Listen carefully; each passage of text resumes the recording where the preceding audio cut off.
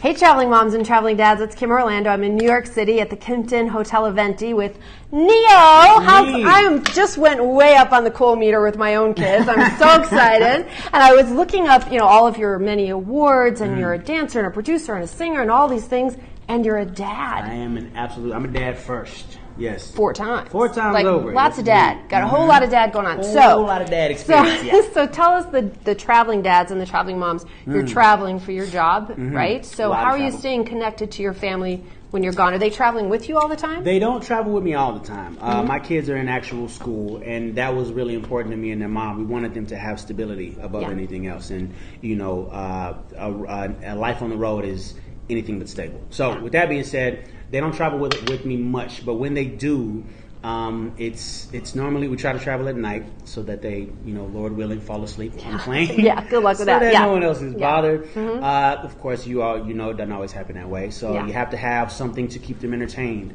or distracted. Right. So my 2 oldest are 8 and 7.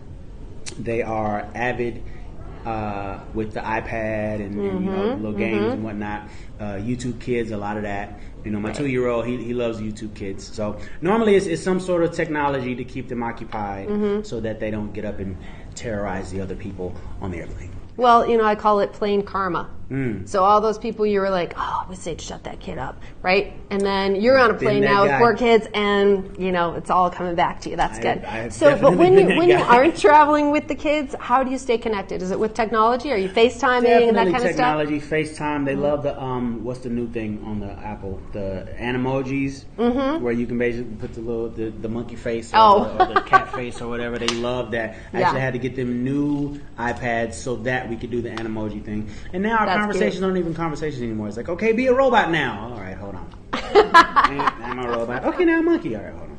Yeah, but we do a lot of that. Do you ever read a bedtime story to them, like through the iPad, like if you're in another place? I never have. It's always weird because I'm normally in a different time zone from them. So by the time I'm trying to call them to say goodnight, they've been to bed for 3 hours already. Yeah, that's true. That's true. So from a travel perspective, did you travel as a kid?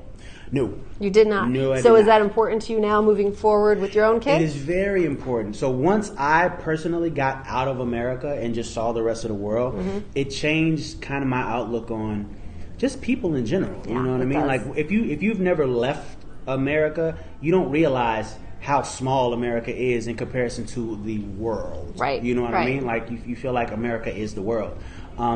So I feel like it's very, very important it was important for me, for my kids to know other cultures, the way other things are done, just what other people do in other parts of the world, so that they're well-rounded, so that they're not shallow as far as the way that they view people and race and all of these things. Very, very important to me. Right. Even just in the U.S. I mean, I grew up in Kentucky, and once I got out of there, I was like, all right. There's a whole lot more to see. Arkansas, that's it. Okay, so we could talk about that another time. But I agree with you. Like, just traveling with your kids is amazing. Do you have a dream trip for you and your kids? Dream trip. I have a picture in you in an RV. Oh, wow. Yeah, with no help. Just you and the 4 kids. Nightmare. Wait. Man, no. I want to go to Egypt. I want to take my kids to see the actual pyramids. I think that would be really better cool. hurry. I've personally never been, so it would kind of be a first for all of us. So that's fun. It's in the works. We'll see what happens. That's fun. All right. So, what is your must-pack item when you travel? Must-pack for the kids. How about for you? For me, not including electronics. Not including electronics. You got a little bunny you travel with, a pillow. For me. No little bunnies, no pillows. So here's the thing about me in regard to travel. It is physically impossible for me to stay awake on an airplane when I'm alone. Do you have the ugly sleep? The second butt touch a seat, I'm gone. Gone. Okay. Right? Like, don't ask me if I want water. Don't ask me to now everybody's going to be looking for you and getting their phones out and they're going to be ready. I'm very easy to find. I'm the guy with the blanket over his head, snoring really loud. That's me. Before the plane takes off. That's me.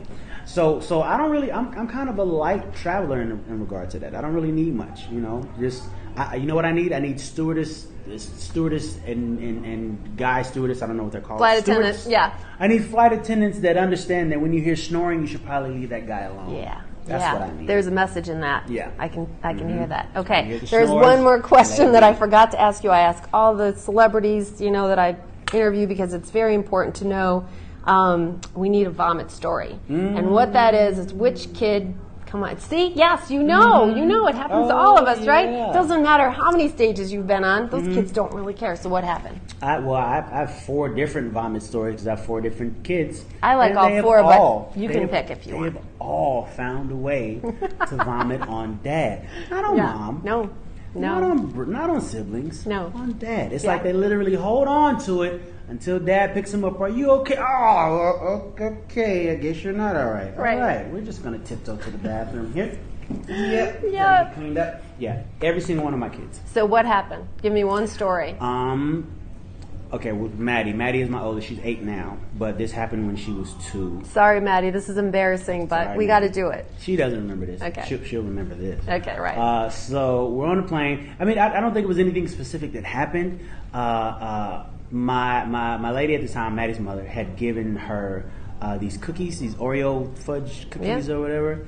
And they just didn't agree with her, you know. So she's over in a chair and she's rocking back and forth, like my stomach. Okay, so I go and I pick her up, and the second I pick her up, blah, blah, blah, blah, blah, blah, blah.